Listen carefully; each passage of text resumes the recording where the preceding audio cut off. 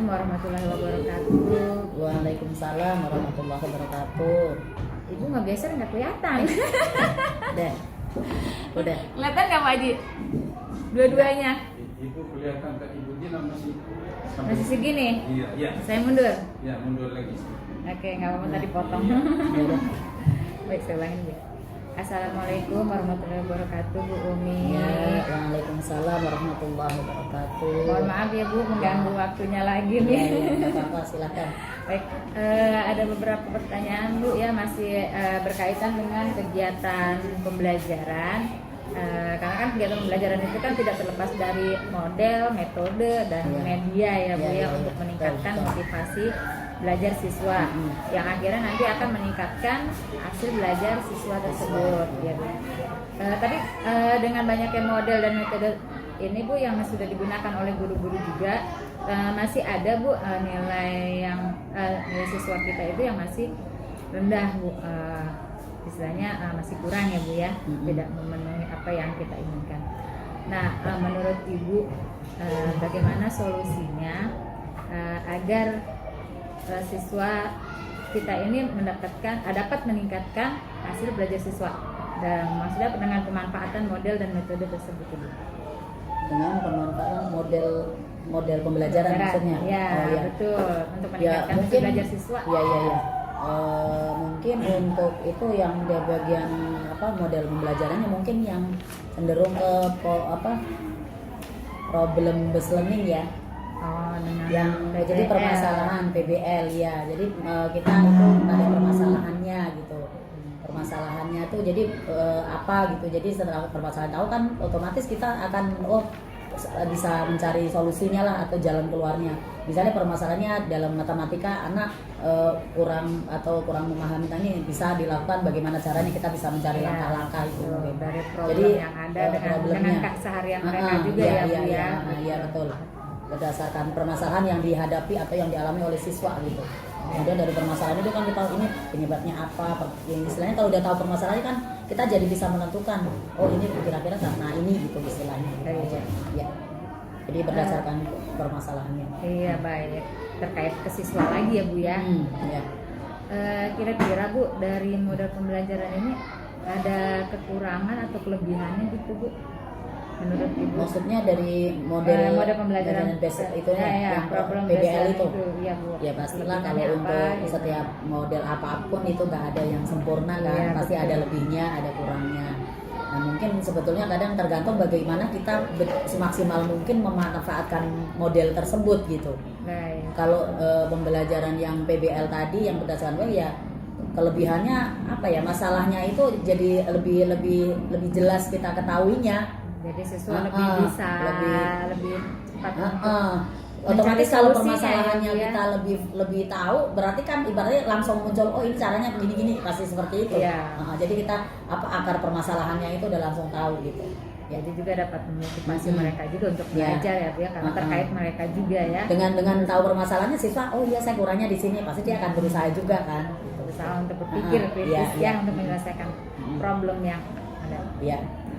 Baik Ibu, kemudian dari dengan semakin berkembangnya juga ya metode dan model pembelajaran itu juga berkembang juga tentang media pembelajaran yang berbasis.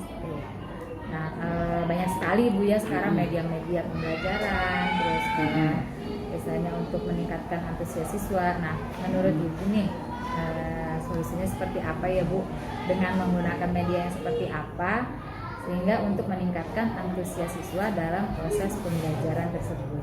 Ya, kalau menurut saya karena sekarang juga eranya sudah era digital ya istilahnya, khususnya informasi atau internet lah istilahnya, apapun kita bisa mengakses dan itu sudah sangat dekat dengan anak-anak.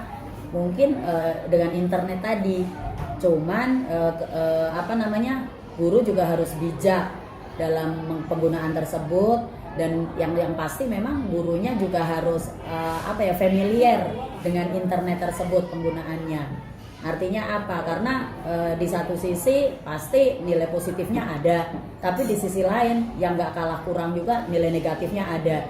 Jadi pandai-pandailah seorang pendidik atau guru dalam memanfaatkan tersebut dan memberikan pemahaman kepada anak bagaimana pemanfaatan atau menggunakan media internet tadi secara bijak, dan itu harus ditanamkan, karena kalau tidak ditanamkan atau dan juga harus selalu didampingin istilahnya, karena yaitu tadi semua itu bisa diakses, dan apa ya, filternya itu kadang masih kurang ya. Jadi sisi baiknya ya banyak, sisi negatifnya juga banyak juga.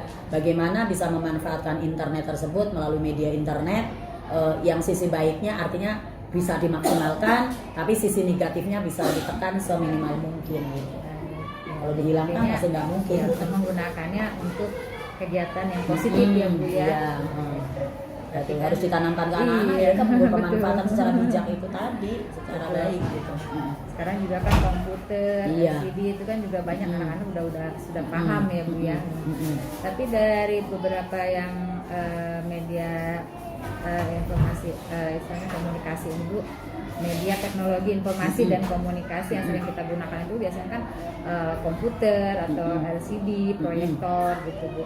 Nah, ini menurut Ibu kira-kira ada tidak kelebihan dan kekurangan gitu dari penggunaannya, dari segi seperti kayak tadi kita misalnya menggunakan internet gitu tadi ya, betul. Kelebihannya kita bisa mengakses apa aja, bisa menggali ilmu sebanyak-banyaknya, itu kelebihannya. Kemudian kekurangan yaitu tadi sisi-sisi yang nggak baiknya pun kadang ada di situ, dan kita kalau nggak bisa menyaring atau artinya ya itu akan memberikan dampak yang kurang bagus juga untuk anak-anak gitu aja sih. Iya, betul. Baik. Terima kasih Ibu atas waktunya. Tadi Bu, tadi nggak nyambung Bu, nggak seket lagi.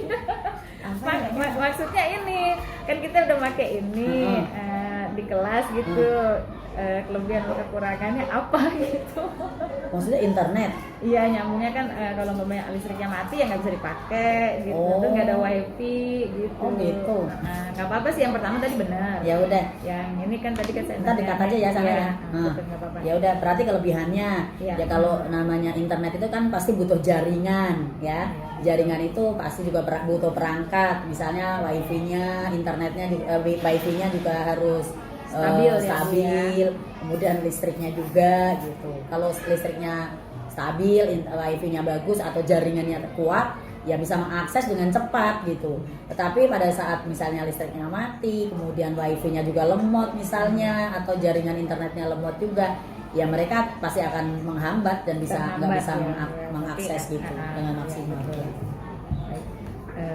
Intinya dengan metode model dan metode pembelajaran serta media yang saling berkaitan, yang sesuai dengan karakteristik siswa juga, dengan materi juga, yang akhirnya akan memotivasi siswa untuk meningkatkan motivasinya untuk belajar ya. Yang hasilnya juga nanti akan meningkat hasilnya. Insya Allah lah. Kalau misalnya itu nggak usah pakai itu ya, kalau anak udah paham kan udah otomatis jadi itu kan. Yang menjadi bermasalah ya kadang anaknya aja nggak ngerti, nggak paham gitu. Makanya ya pada saat kegiatan pembelajaran sebetulnya pilih metodenya harus yang pas, yang tepat, kemudian materinya juga yang menarik untuk anak, cara menyajikannya terutama, supaya apa, kalau namanya udah tertarik anak kan juga udah nggak sadar dia ada di dalam dunianya, ikut mengikuti tapi dia nggak nyadar padahal dia sedang berproses gitu. Langsung mengikuti dengan sendirinya, dengan senang. Dan rasa senang itu biasanya akan menimbulkan atau menumbuhkan kreasi, menumbuhkan apa ya, jadi tereksplor inovasinya juga, bakat dan minat mereka ya Bu ya. Minat belajarnya juga tinggi juga ya. Oke deh. Baik Ibu, terima kasih atas waktunya. Semoga bermanfaat untuk saya dan juga teman-teman mungkin yang melihat. Terima kasih. Assalamualaikum warahmatullahi wabarakatuh. Waalaikumsalam warahmatullahi wabarakatuh.